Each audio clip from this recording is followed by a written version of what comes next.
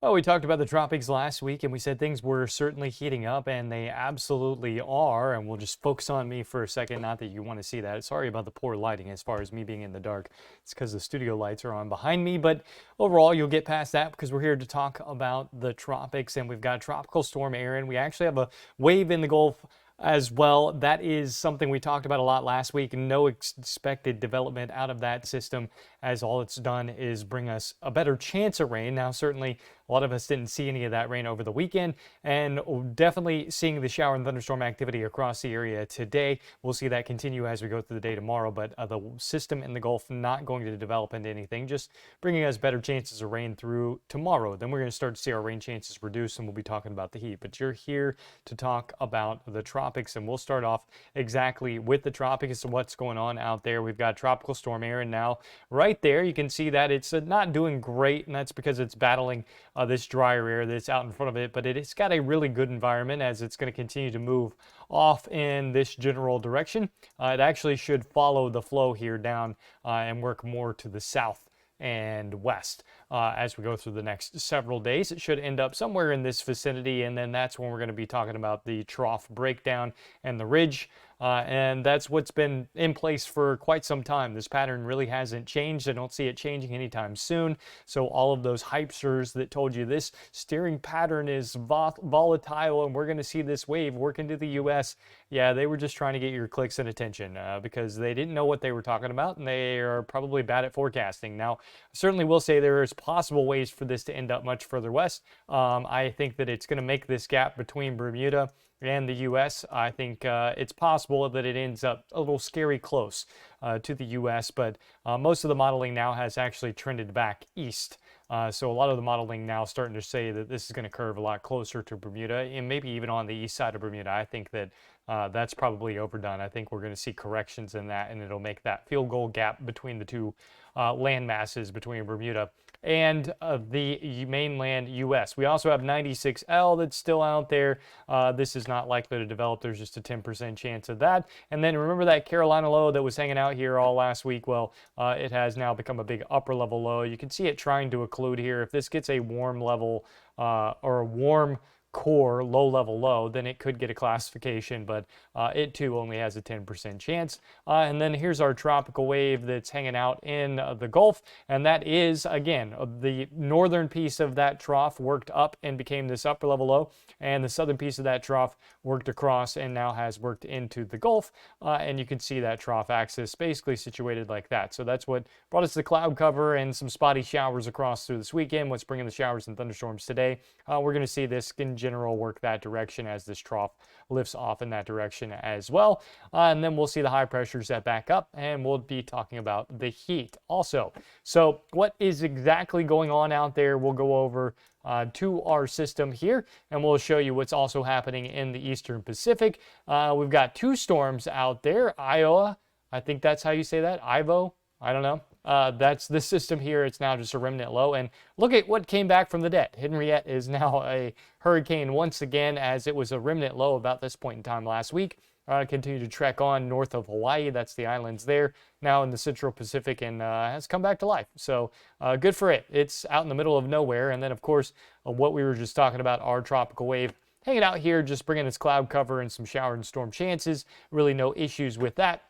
And then the two tropical lows that are hanging out there, this is more or less an upper level low.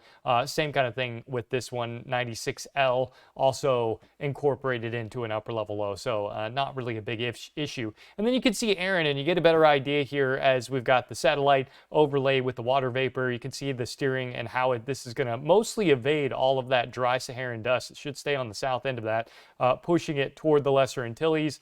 But as we get closer to the Lesser Antilles, that's when it's going to start to feel that weakness in the ridge. So this is the official forecast. Should become a hurricane as we go throughout this week. That's going to happen about Thursday or Friday. And then by the time we get to Saturday, it's probably going to become the first major hurricane of the year. So we're going to knock off the first hurricane and possibly even the first major hurricane of the year. It is a long way off, so we're going to be talking about this system for a while, and we need to get rid of that chance of development because it's already developed. We've got Erin out there.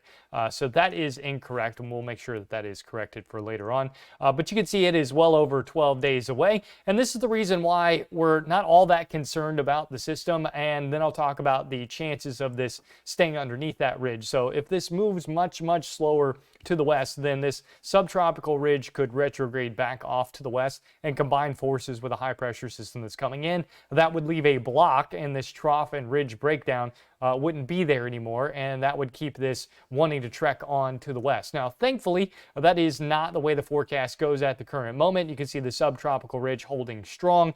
You can see our next ridge coming in as we get toward the end of this week and the start of next week, and that's when it'll be north of the Greater Antilles. It's going to start to feel the weakness in that ridge, and it'll flow right around it. Because remember, when we're talking about a ridge, we're talking about higher heights. We're literally talking about higher heights. You can think about it as a hill. When we're talking about troughs, we're talking about lower heights. So where do storms want to go? They want to go the path of least resistance. They're not going to climb anything. They're just going to get pushed along by these higher heights, these ridges, and they're going to follow the troughs. So if you think about it in that way, it's actually the high pressure systems that are responsible for all of our weather because they dictate where the troughs are going to go. So as the trough comes in and starts to chip weakness in this high pressure ridge, our storm is going to follow that lower height trough, and it's going to continue to work out and then curve off into sea. So this just follows up. You can see all the spaghetti models here basically follow in line with the GFS. GFS toward the end of the range here on the northern side of the ensemble spaghetti models. And then if you're looking at TCLP out here, that other line that's way off to the north, that's saying historically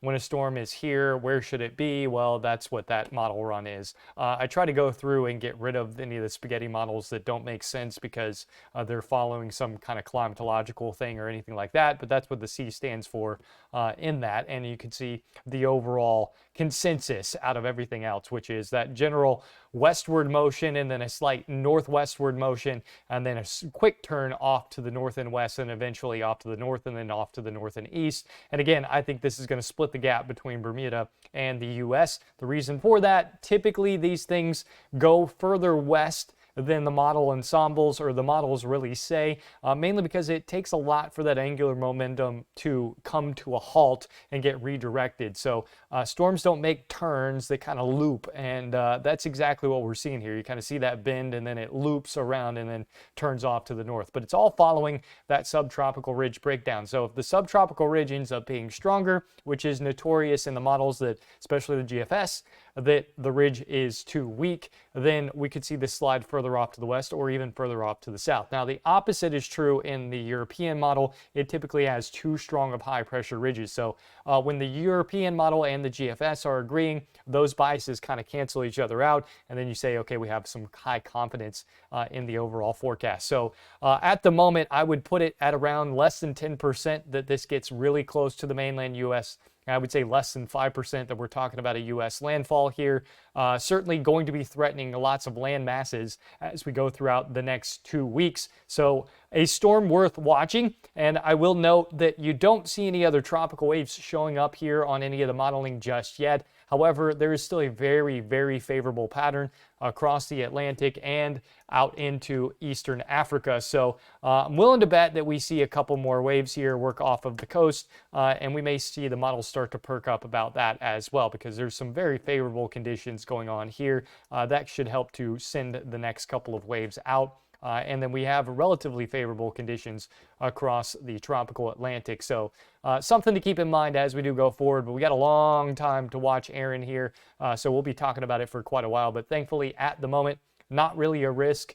Certainly worth watching, especially on the Eastern Seaboard.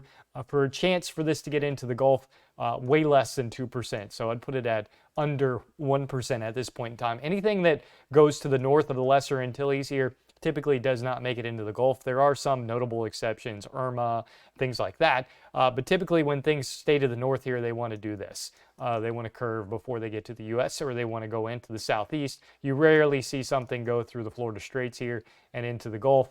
Every now and then you'll see storms if there's a really strong high pressure ridge here and that extends out into the subtropical ridge like that.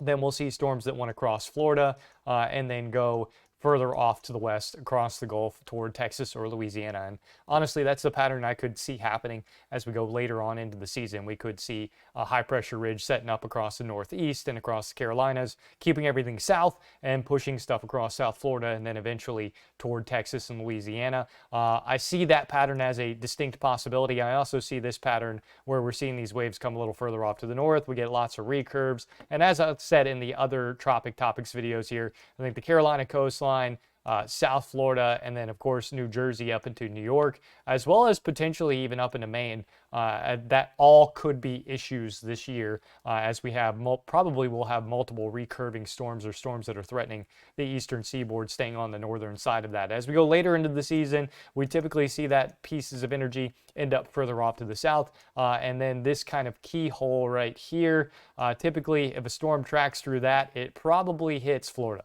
I don't know why, but for the most part, if you get something that comes right through here in that area, most of the time it wants to do something like this, or even in the case of Dorian, wants to do something like that.